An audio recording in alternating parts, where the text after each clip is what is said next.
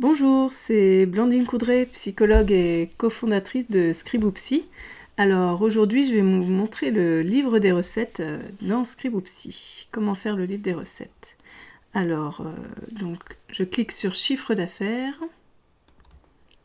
Là, je peux voir les montants du mois précédent, du trimestre, du mois en cours, de l'année, et je vais créer un livre des recettes.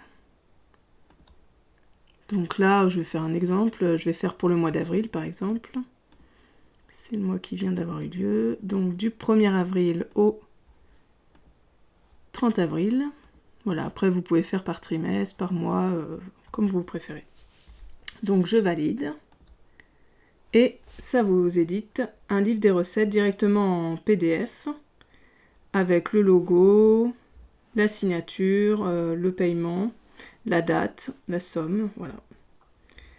Voilà pour le livre des recettes. Je vais vous montrer un petit peu un exemple du coup comment les sommes s'ajoutent sur le livre des recettes. Donc je vais vous montrer par exemple dans un suivi. Dans le suivi de Fanny, il y avait une facture qui n'était pas encore validée comme étant payée. Voilà, il y a le petit attention qui rappelle que cette facture est impayée pour l'instant. Donc je vais voir la facture. Et en bas de la facture, éditer une facture acquittée. Donc là, je clique sur le bouton et je peux choisir la date de paiement selon le moment où la personne a payé. Donc la personne avait payé le 29 avril en carte bancaire. J'édite la facture. Voilà. Donc là, c'est bien indiqué facture acquittée le 29 avril par carte bancaire.